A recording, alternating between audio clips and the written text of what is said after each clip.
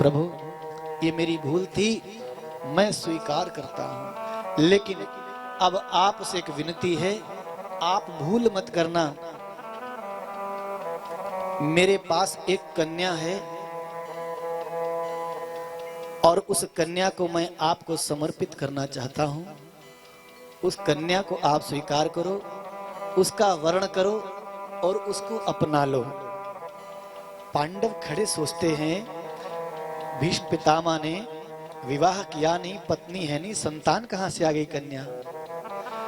ये संतों की, ज्ञानियों और भक्तों की कथाएं हैं, साधारण मनुष्य को कैसे समझ में आए। भीष्म पितामह कोई साधारण व्यक्ति नहीं, असाधारण व्यक्तित्व हैं। साक्षात जगत जननी जगदम्बा भगवती माता भगीरथी गंगा के पुत्र हैं, गंगा पुत्र हैं भीष्म पितामह, साधारण व्यक्ति नहीं है।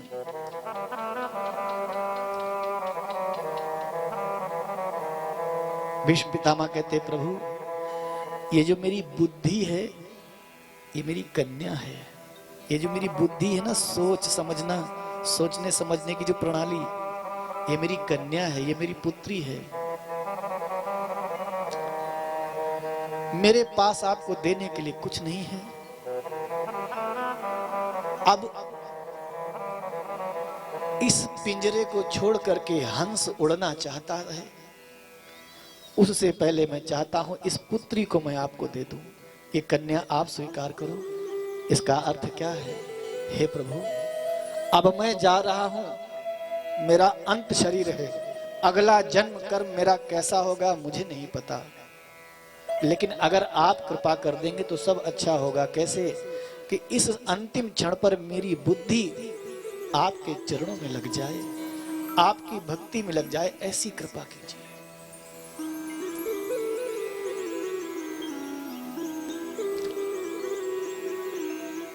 और भीष्म पितामह बड़े प्रेम से भगवान से कहते हैं, कृष्ण कृष्ण त्वदीय पद पंकज पिंजरा हृदय विशतु मानस राज हंस प्राण प्रयाण समये कफ वात पित्तौ कंठे अवरुद्धौ विधौ स्मरणम कुतस्थे। हे प्रभु, जीवन का अंत क्षण है, इस क्षण पे कंठ में बलगम आ गया, कफ वात और पित्त ये सब आके इकट्ठे हो गए, मुंह से बोला नहीं जा रहा, चाह के कुछ कह नहीं सकता हूं, आपका नाम नहीं जप सकता, आपको नमस्कार नहीं कर सकता, इसलिए ये मेरी बुद्धि है, इसको मैं आपको अर्पण करता हूं, इसको स्वीकार करो। हे गोविंद, मेरा मन अपने चरणों में लगा लो। और ऐसा कह के भगवान श्री कृष्ण के सामने भीष्म पितामह ने हाथ जोड़े, नमस्कार किया, खुले नेत्रों से भगवान श्री कृष्ण को देखा, भगवान श्री कृष्ण की उच्च सुंदर दिव्य छवि को अपने हृदय में धारण किया, नेत्र बंद किए और नेत्र बंद करते करते ध्यान में प्रसन्न चित्त होकर के भगवान में लीन होकर के भीष्म पितामह ने शरीर छोड़ दिया। बोलिए भीष्म पितामह महाराज की जय। तर्पण श्राद्ध परंपरा भारतीय सनातन धर्म में भीष्म पितामह प्रत्येक मनुष्य मात्र के पितर हैं, पूर्वज हैं और पूजनीय हैं। हम सभी सनातन धर्मियों का कर्तव्य है कि भीष्म पितामह के लिए तर्पण श्राद्ध करना चाहिए। ये पितृ भागवत है, पितरों के लिए भागवत है। आइए हम लोग हाथ जोड़ करके प्रार्थना करते हैं।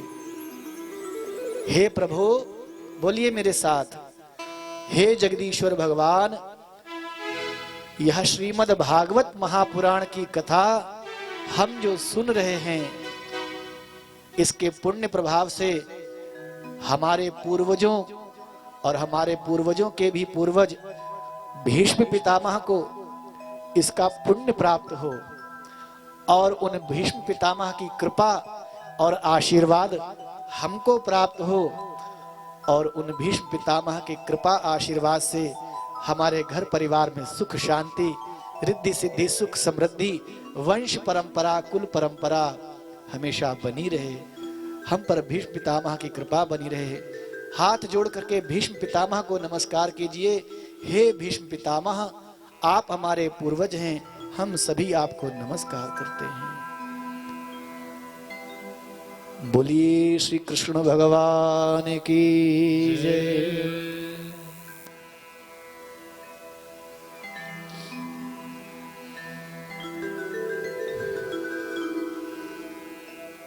और अपने कल्याण के लिए जब हम कथा के मार्ग में आगे बढ़ेंगे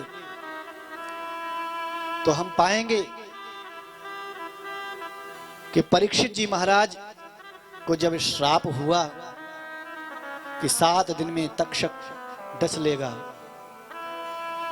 यह बात शमीक ऋषि को जब पता चली, उन्होंने अपने शिष्य को परीक्षित जी के पास भेजा और सूचना दी कि महाराज आपकी मृत्यु 7 दिन में होने वाली है, मेरे बालक ने श्राप दे दिया है, हुआ सो हुआ, भगवती इच्छा, आप कुछ धर्म पुण्य कर लीजिए। महाराज परीक्षित बहुत धर्मात्मा थे, बहुत ज्ञानी थे। तुरंत विचार किया कि जब मुझे मरना ही है तो इस सब राजपाट क्या छाती पे रख के ले जाना है, छोड़ो। तुरंत अपने पुत्र जन्मेजय को बुलाया, राज्य अभिषेक किया, तिलक दिया, राजगद्दी दी और एक क्षण में सारा धन वैभव, एक राजा साधारण नहीं, पूरी धरती का राजा, जिसके पास धन संपदा की कोई कमी नहीं, अथाह धन संपदा, रात दिन लुटाता रहे तो भी खर्च खत्म ना हो, ऐसा महान आत्मा, दिव्यात्मा, धर्मात्मा महाराज परीक्षित सब एक क्षण में छोड़ के गंगा जी के किनारे जाके बैठ गए, इस आशा से कि हे गंगा मैया, आप भगवान के चरणों से निकली हैं, सारे संसार का कल्याण करती हैं, सबको मुक्ति देती हैं, मेरी भी मुक्ति का साधन कीजिए। यह बात पूरे क्षेत्र में, नगर में फैल गई, सूचना हो गई, प्रचार हो गया कि महाराज परीक्षित ने सब त्याग दिया, 7 दिन बाद उनकी मृत्यु होने वाली है। उन्होंने सब छोड़ दिया, गंगा जी के तट पर बैठ गए। ये सूचना ऋषियों, मुनियों और संतों को पता लगेगी। आय हाय, सारे संत महात्मा दुखी हो गए, ब्राह्मण दुखी हो गए। अपने आश्रमों से संत महात्मा, ऋषिजन, गुरुजन अपने घरों से विद्य, दिव्य, वैदिक ब्राह्मण निकल के तुरंत दौड़ के भागने लगे। हाय हाय, इतना धर्मात्मा राजा जो संतों का आदर करता था, ब्राह्मणों के चरणों को धोकर के उस चरणों तक को पीता था और तब अपने दिन की शुरुआत करता था। इतना महान धर्मात्मा राजा जिसके राज में कोई गरीब नहीं था, प्रत्येक आने वाले व्यक्ति को सदा सदा के लिए ऐसा कर देता था कि कभी दोबारा हाथ ना फैलाना पड़े। हाय हाय, इतना धर्मात्मा राजा, उसकी ऐसा थी है। हम ब्राह्मण, हम संत उसकी दुर्गति नहीं होने देंगे, हम चलेंगे, हम उसकी सदगति करेंगे। देखो, आपकी सदगति के लिए ब्राह्मण चल कर के आए इतनी दूर से। ये केशवाचार्य जी अयोध्या से आए धामपुर, किस लिए? अपने लिए आए। अरे रोटी भोजन तो अयोध्या में भी मिल रहा था, चित्रकूट में भी था, वृंदावन में भी था, जहां जाते भोजन तो मिलता ही मिलता, कपड़े तो मिलते ही मिलते, दंडवत प्रणाम चरण छूना तो सारी दुनिया में, धरती में जहां जाते मिल जाता। लेकिन भगवान ने सोच रखा था कि नहीं, इस नगर के लोगों का, इस धामपुर नगर के लोगों का, इस मोहड़ा गांव के लोगों का कल्याण करने के लिए जिम्मेदारी तुम्हारी है स्वामी केशवाचार्य जी महाराज। यज्ञाचार्य पंडित नरेश बंदूणी जी, यज्ञाचार्य पंडित पवन शास्त्री जी, यज्ञाचार्य पंडित भूपेश शास्त्री जी, यज्ञाचार्य पंडित दीपक जोशी जी, यज्ञाचार्य पंडित मयंक जुयाल जी, आप सबकी ड्यूटी है, जाओ धामपुर के मोहड़ा ग्राम वासियों का कल्याण करो। भगवान की प्रेरणा से सब आए हैं, किसके लिए? आपके लिए। ऐसे ही महाराज परीक्षित के लिए सारे ब्राह्मण और संत महात्मा पहुंचे और इकट्ठे हो गए हजारों लाखों की संख्या में। कौन सी जगह पर? गंगा जी के तट पर। यहाँ से हरिद्वार जाकर के जब मुजफ्फरनगर जाते हैं और यहाँ आपका मोरना है, मोरना से 40-50 किलोमीटर आगे पड़ता है शुकताल। अपने धामपुर से शुकताल जो है करीब 70 किलोमीटर है, यहाँ से 70-75 किलोमीटर। शुक तीर्थ बोलते हैं, वहां पर गंगा जी के किनारे। और सब ऋषि मुनि बड़े दुखी, परीक्षित जी का कल्याण करें। कोई मंत्र जपता, कोई माला जपता, कोई अपनी तपस्या का पुण्य दान लगाता कि बस परीक्षित की गति होनी चाहिए। सब सोच के विचार करते हैं क्या करें क्या करें। भगवान को तो पता है ना क्या करना। भगवान जिसका कल्याण जैसे करना चाहते वैसे कर देते हैं। भगवान की कृपा प्रेरणा से वेदव्यास जी के परम लाडले शिष्य और पुत्र साक्षात शुक स्वरूप भगवान श्री कृष्ण स्वरूप श्री सुखदेव जी महाराज का वहां पर मंगलमय आगमन होगा। बोलिए सुखदेव जी महाराज की जय। सुखदेव जी महाराज आए। महाराज परीक्षित ने बड़े सुंदर रीति से उनका आदर सत्कार किया। समस्त ऋषियों ने, जितने भारतवर्ष के ऋषि थे उस समय लाखों की संख्या में खड़े हो गए और सुखदेव जी का आदर सत्कार किया। सुखदेव जी के पितामह यानी ग्रैंडफादर यानी दादाजी महर्षि पाराशर और दादाजी नानाजी की कोटि के बड़े उच्च कोटि के ऋषि मुनि सब वहां पर उपस्थित होकर थे और सब खड़े हो गए। जबकि सुखदेव जी केवल 16 वर्ष की आयु के हैं और ऋषियों की हजारों हजारों लाखों वर्षों की आयु। सब खड़े हो गए सम्मान करने के लिए। क्यों? क्योंकि सुखदेव जी संत हैं, भगवान के भक्त हैं, भगवान के कृपा पात्र हैं, भगवान के लाडले हैं, भगवान के प्यारे हैं।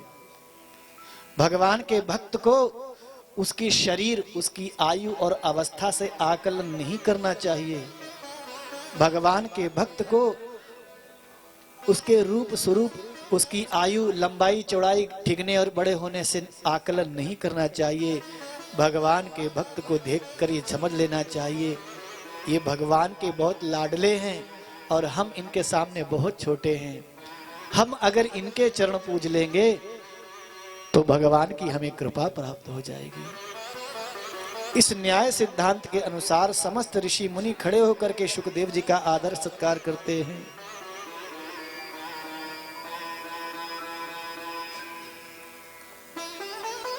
परीक्षित जी ने प्रश्न पूछा। महाराज, प्रश्न तो बहुत सारे हैं, यहां हम केवल एकमात्र प्रश्न आपके सामने उल्लेखित करेंगे।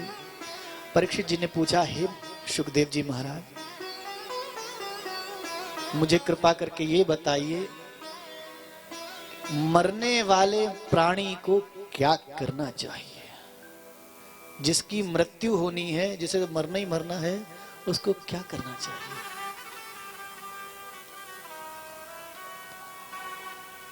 मरने वाले का अर्थ परीक्षित जी ने अपने लिए नहीं पूछा। परीक्षित जी चाहते तो सीधे कहते कि मेरे को श्राप मिला है, मैं मृत्यु जाऊंगा, मुझे कोई ऐसा टोना टोटका तंत्र मंत्र बता दो, मेरी सदगति हो जाए। नहीं, परीक्षित जी ने सोचा ऐसा नहीं।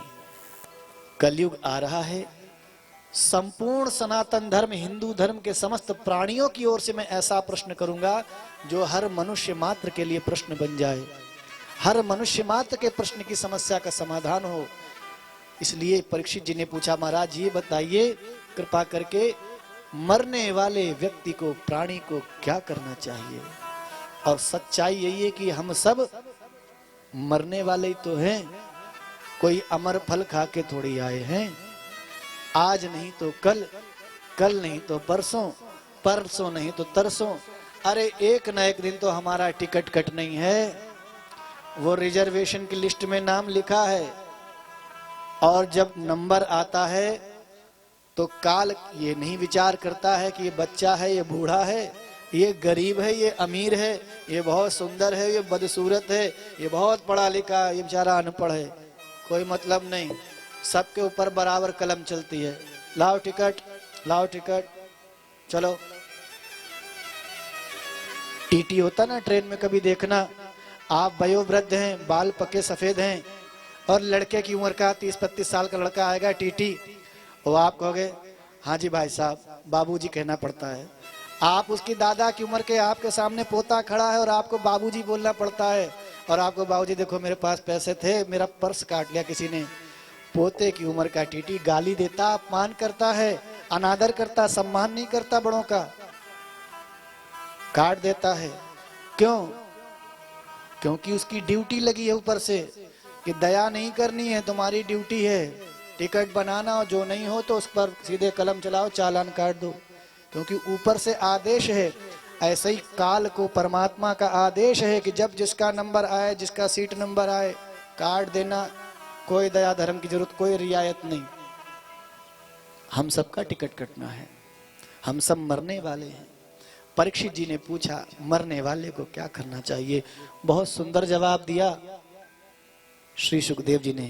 बोलते हैं बहुत सुंदर उत्तर कि मरने वाले व्यक्ति को बहुत श्रद्धा भक्ति भाव से और नित्य नियम से भगवान की भागवत कथा सुननी चाहिए। एक बात।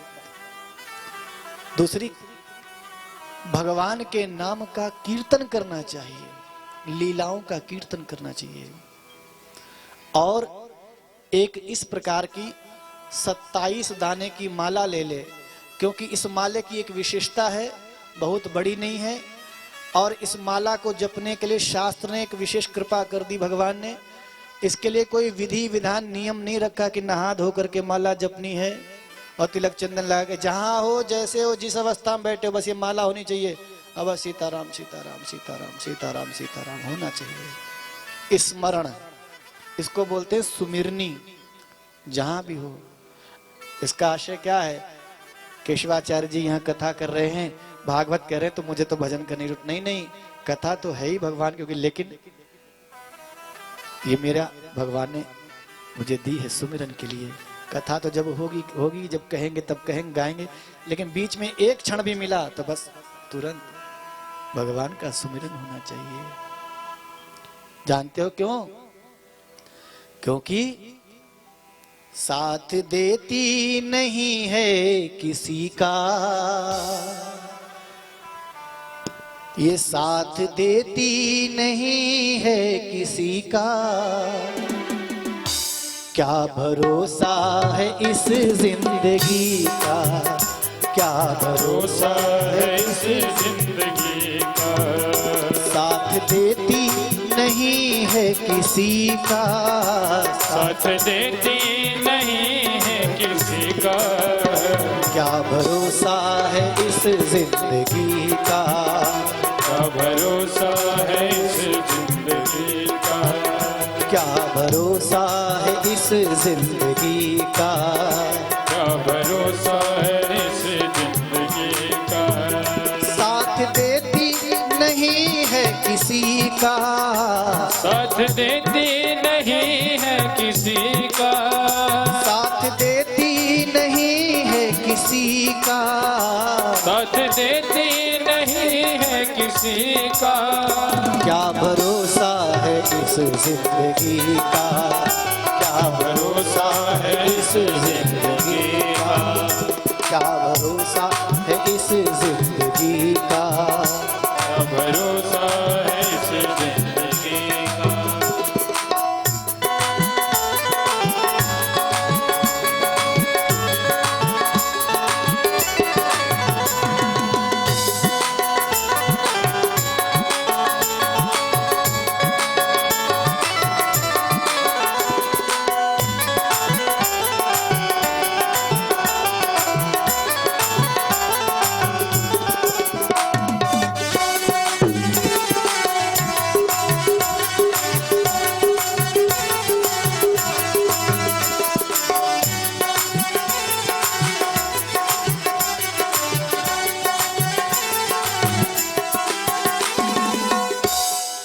और ये क्या है? काल। काल कुछ भी ना तेरे बारे सोचे, काल कुछ भी ना तेरे बारे सोचे।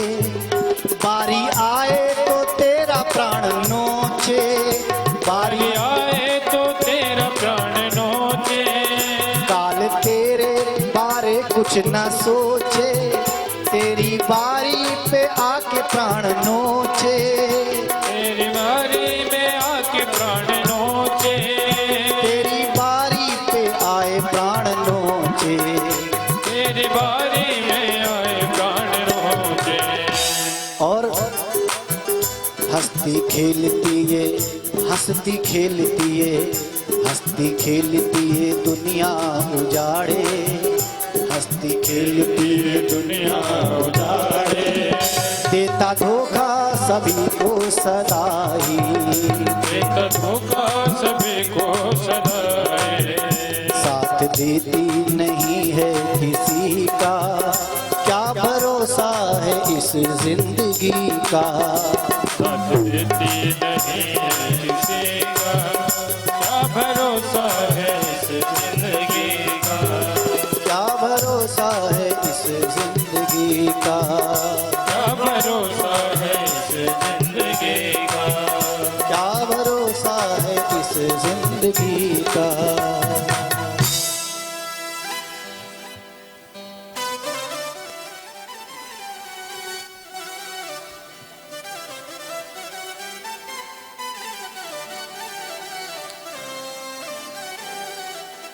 काल सोचता नहीं है, बस नंबर लग गया, किसी के बारे में कुछ नहीं, नंबर लग गया तो टिकट काट दिया।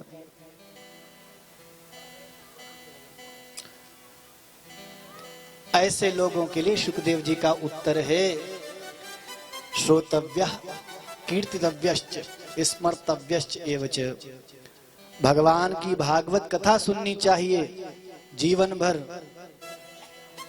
भगवान का कीर्तन करना चाहिए और भगवान के नाम का स्मरण करना चाहिए। हर समय अपने पास ऐसी माला रखनी चाहिए, भगवान का स्मरण करना चाहिए। किसको? मरने वाले प्राणी को। और मरने वाला कौन है? वो है, वो है, वो है नहीं, हम सब मरने वाले हैं। सबका नाम लिस्ट में लिखा है, किसी का आगे किसी का पीछे। एक बार की बात है, देखो भाई ऐसा है, नाटक मत किया करो जब कथा चलती हो, आराम से किया करो सब काम, बहुत डिस्टर्ब होता है।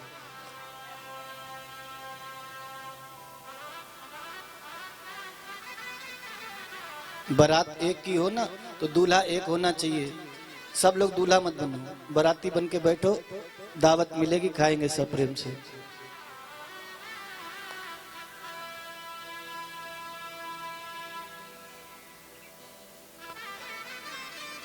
श्री हरये नमः।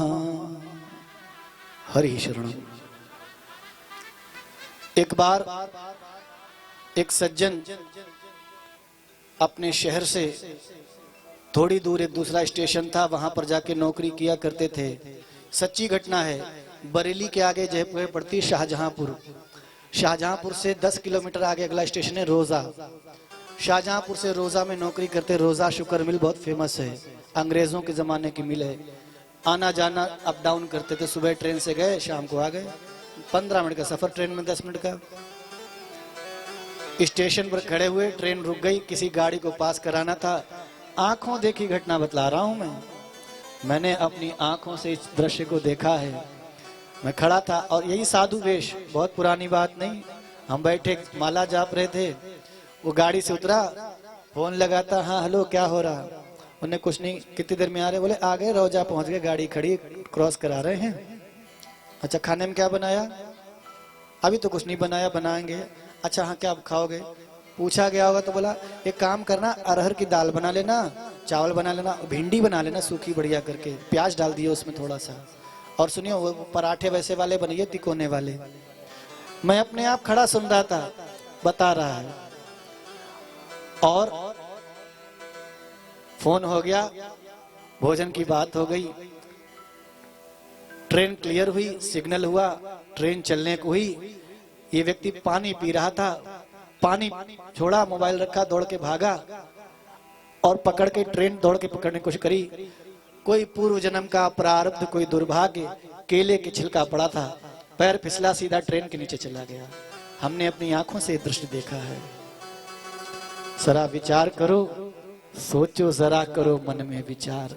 मानव जन्म नहीं हर बार, क्या लेकर तू आया है संसार में। उसका अरहर की दाल, चावल, भिंडी, पराठे रखे रह गए। सामान 100 बरस का, पल की खबर नहीं। हम सब मृत्यु के मुख में जाने वाले हैं, लेकिन छाती तान के बैठे हैं, हमारा कोई क्या कर लेगा, पड़े गिरे। हम सब मृत्यु के मुख में जाने वाले हैं। हम सबका धर्म है, हम भगवान की कथा सुने, भगवान का कीर्तन करें, भगवान का नाम जप करें, सुमिरन करें, इस ही में जीवन का कल्याण है।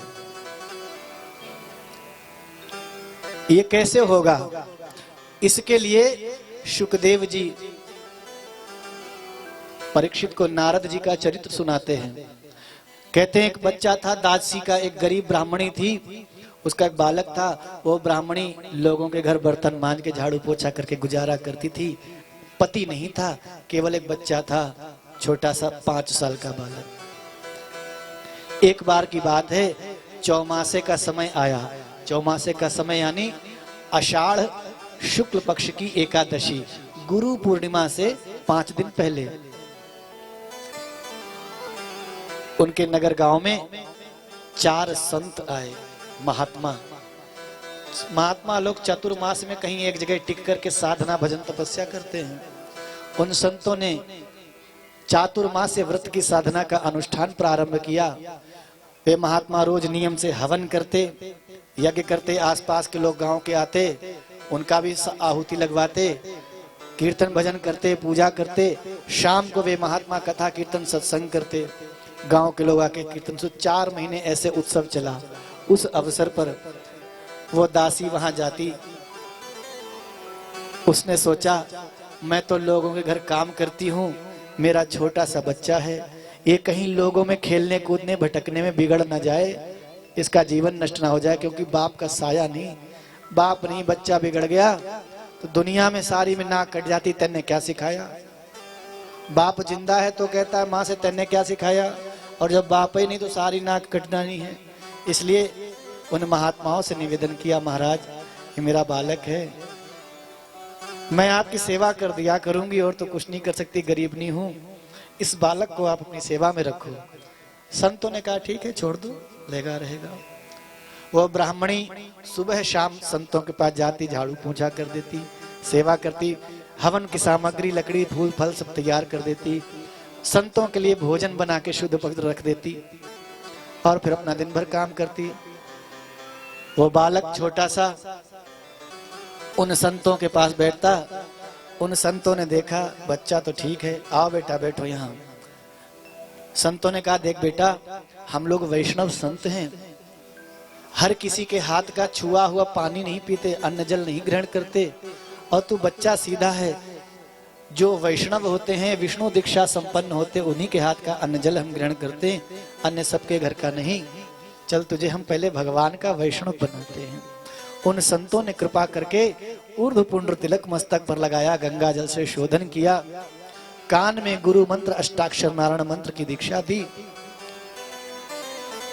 और गुरु दीक्षा देके भगवान का भक्त शरणागत बनाया। भगवान से निवेदन किया, प्रभु हम ये बालक आपके चरणों की सेवा में लगाते हैं, इसको आप अपनी सेवा के योग्य और संतों की सेवा के योग्य बनाइए।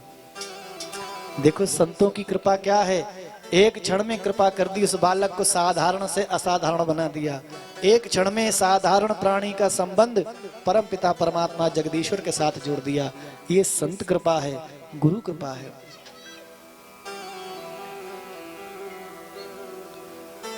वो बालक जब भगवत कृपा का पात्र हुआ, उसने कहा महाराज अब मैं आपकी सेवा करूं? हाँ करो बेटा। लो महाराज जी पत्तल लो, मैं खाना परोसूंगा, खाना खाओ। इस प्रकार से वो बालक रोज नियम से सेवा करता।